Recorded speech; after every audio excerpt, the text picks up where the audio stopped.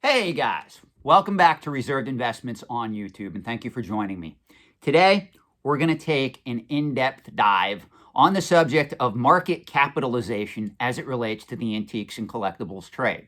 Now that I've said that, now that I put that in the video's title, now that I put that in the video's description, all 10 of you that are left watching this video, welcome to a very interesting, controversial concept that a lot of you are going to either love or a lot of you are going to loathe. Because, full disclosure, this was supposed to be an in-depth white poster board video where I was going to take a deep dive into this concept. Then I started recording the video and I took a step back and I realized, this is such an abstract, controversial talking point or concept. I don't think at this point in this channel, I should do a whiteboard video on this. So I restructured how I want to present this material to the point where I'm just going to talk to you about market capitalization as it relates to the overall antiques and collectibles trade. I'm going to see what this video does YouTube algorithm-wise and also feedback-wise from a lot of both my critics and my fans in the comment section below. And I will then take all that data and I will decide if I should do an expanded whiteboard video on this particular talking point. Now, this is something that, again, is very controversial. You can put 3 different experts in the overall antiques and collectibles trade in a room, give them any means to get any type of data on past sales history of any collecting market they want to study, and they're all going to come up with a different definition of how they're determining the size, the overall size of that antique and collectible collecting category. And that's what we refer to as market cap. Now, because the concept of market cap comes from Wall Street, it comes from the financial markets, it's kind of an abstract concept once we apply it to antiques and collectibles. What I'm going to do is I'm going to actually define it from a Wall Street financial perspective. Then we're going to spin it around and we're going to apply it to the overall antiques and collectibles trade. So I know some of you out there that watch this channel, roughly 50% of you are educated in business, economics, and finance like me. Another 50% of you out there that watch this channel, you are not educated in business, economics, and finance. So I am going to teach this to the lowest common denominator, which means I am going to give you the most basic definition I could find, courtesy of Investopedia on the internet, of what market capitalization is. I'm going to explain it to you in depth, how it applies to Wall Street, and then we are going to take a deep dive. We are going to apply this concept to that of the overall antiques and collectibles trade. So, according to Investopedia, the simplest definition of market capitalization I could find is this. Market capitalization refers to the total dollar market value of a company's outstanding shares of stock. Commonly referred to as market cap, it is calculated by multiplying the total number of a company's outstanding shares by the current market price of one share. So what does that mean, Shawn? Well, here's a prime example. A company with 10 million shares selling for $100 each per share would have a market cap of $1 billion. Does everybody understand where I got that number? The company has 10 million shares. They're each selling for $100 per share. You take that 10 million, you multiply it by 100, and you get your market cap of $1 billion. There you go. Congratulations, you just learned Finance 101. Now you're probably thinking, that's great, Shawn. What does this have to do with the antiques and collectibles trade? Well, how do we define market capitalization in the overall antiques and collectibles trade? It's quite simple. It refers to the estimated total value of all items sold in a given collecting market in a given year.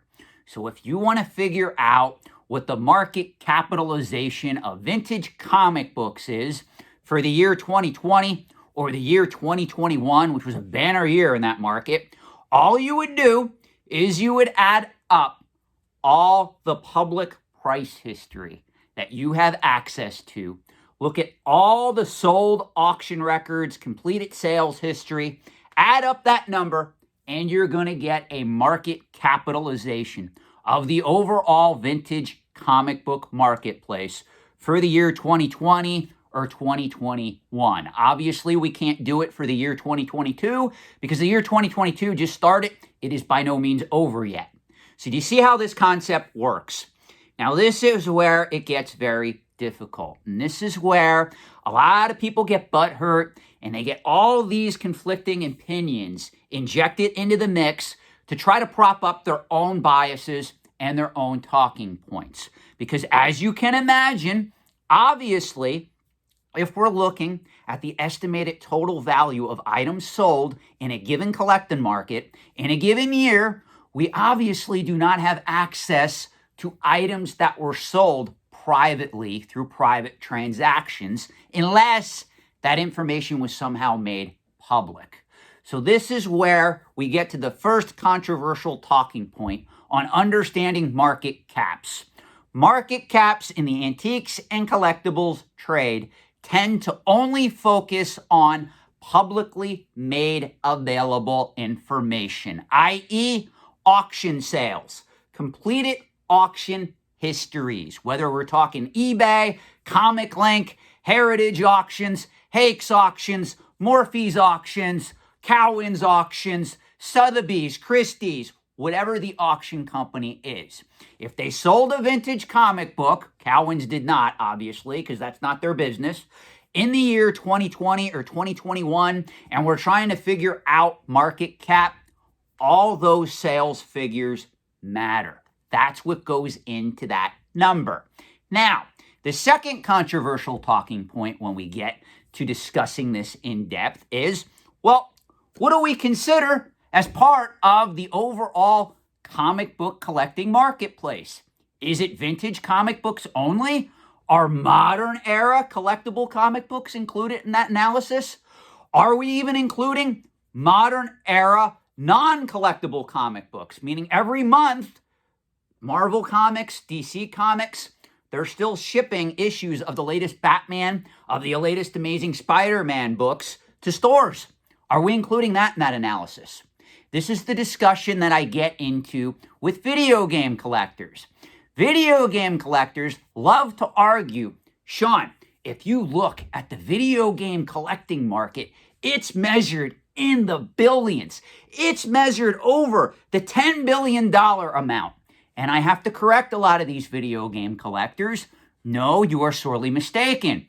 The number that you are citing includes modern era video games. Little Timmy Jr., who is 8 years old, got a Nintendo Switch for Christmas. If he takes his Christmas money and he goes to a store like Best Buy or GameStop or Walmart or Target and he buys a copy of Luigi Mansion 3, he's not buying that to collect. He's buying it to play that particular game. So therefore, are we really including Timmy Jr.'s purchase of Luigi's Mansion 3 at the age of 8 as part of the market cap for collectible video games?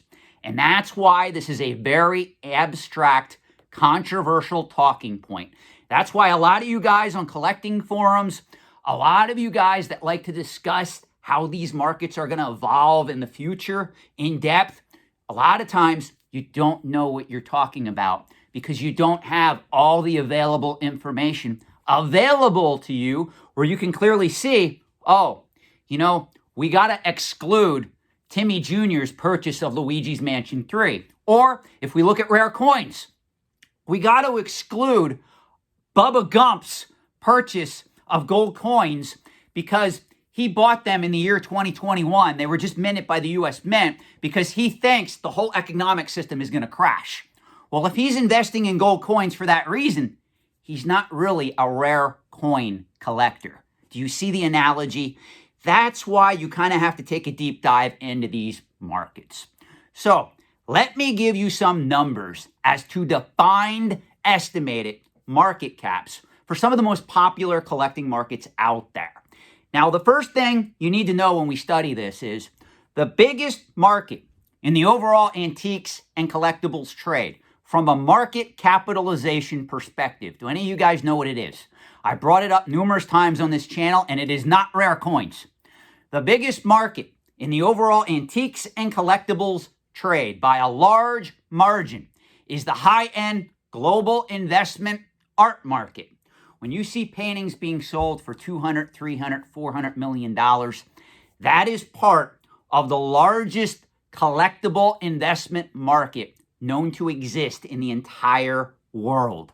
The global high-end art market has an estimated market capitalization of $50 to $80 billion per year.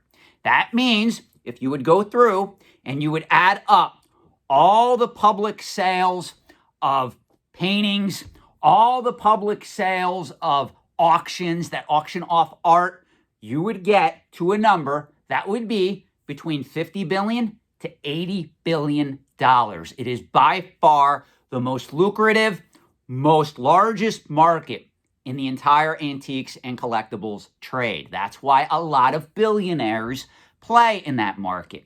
There is not any other market in the overall antiques and collectibles trade that comes close to the market capitalization of the overall market for high-end art. And by the way, that also does include modern era and contemporary artists like Banksy, like Warhol, all these other up-and-coming artists that pretty much just made their mark within the last several decades. That is included in that number. It is almost impossible to separate out contemporary and modern artists from people like Picasso, people like Monet, people of that particular caliber. So it's all pretty much included in that entire market capitalization. Now, here's some other numbers for you guys to explore. The general antiques market is estimated to have a market cap of $7 to $9 billion per year. Notice I said general antiques. That includes investment grade antiques. That includes pretty much any item that is deemed to be 100 years of age or older. So you guys got to understand when we talk about antiques, that is a subset of the overall antiques and collectibles trade, but it is a specific market as well. Vintage advertising is included in that. If you look at cast iron antiques, that's included in that. Even antique toys. Antique toys are part of the general antiques marketplace. So anytime you hear general antiques, that currently has a market cap of $7 to $9 billion. Other markets that are up there in the higher end, if we look at rare investment grade coins, again, this does not include modern era bullion issues. It doesn't include commemorative coins. We're just talking about collectible investment grade coins.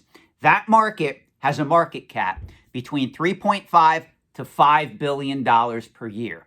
Right now in the year 2022, there is a massive bull market for investment grade collectible coins. So that market right now is on fire. So obviously, if we add up all the sales figures in the year 2021, because that market was on the up and up, you're going to see that market cap most likely increased. Some of the surprises that we have going on right now in the antiques and collectibles trade. And again, for those of you that claim I have a bias on this channel, I'm going to prove you wrong. Vintage comic books and original comic art. Vintage comic books and original comic art were thought to only have a market cap of $1 billion to $2 billion per year. Are you aware that 2021, the year 2021, in total, proved that number to be extremely low? Right now, vintage comic books and original comic art are thought to have a market cap right around $3 billion per year and rising. Again, to put this in perspective, rare investment grade coins has a market cap that hovers right around $3.5 to $5 billion per year. If rare vintage comic books and original comic art are shooting up to $3 billion, you can see how the popularity of vintage key comic books and related comic art has increased in value just in the last 1 to 2 years. Looking at that from a purely financial perspective, analyzing the market cap. Here's some other interesting facts for you guys. Vintage collectible toys are thought to have a market cap of anywhere from $1 billion to $2 billion per year. In all honesty, I consider that number to be a little low. I honestly think right now in the year 2022, with the bull market we're seeing in collectibles, vintage collectible toys, action figures, play sets, and the like. I really think that market has a market cap of probably anywhere from $1.5 billion to $2.5 billion. And if the trend keeps going like it is, I think it is possible in a few years where that market could get to a potential market cap of $3 billion. Do I think it's going to stay there?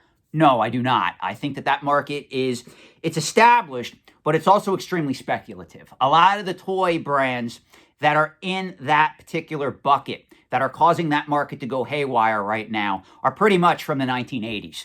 You're talking Transformers, G.I. Joe, Star Wars, Masters of the Universe, some of the more esoteric toy lines like Thundercats, Mask, and the like. And I don't think those particular markets have enough staying power over the next 10 to 20 years to keep propelling that market on the up and up year after year. So I will tell you, that market to me does seem a little bit misleading, but if we look at what prices are doing in that market, you got to acknowledge that the market cap has been lifted as a result. Other markets out there that are very hard to analyze market capitalization numbers for are more speculative markets. Your vintage video games, your vintage computer games, your graded video games, your collectible card games, Magic the Gathering, Pokemon, Yu-Gi-Oh! All those markets have seen exponential rising of prices just within the last 5 years. So as a result, it's very hard to analyze their market caps. Another thing that you got to be cautious of, when I talk to people who collect Pokemon or Magic the Gathering or even Flesh and Blood or dare I say MetaZoo, which I still have to do a video on, you need to understand that a lot of these people have a bias. And one of the things that they want to quick point out is, well, Shawn, maybe the vintage Magic the Gathering market is only valued at $500 million.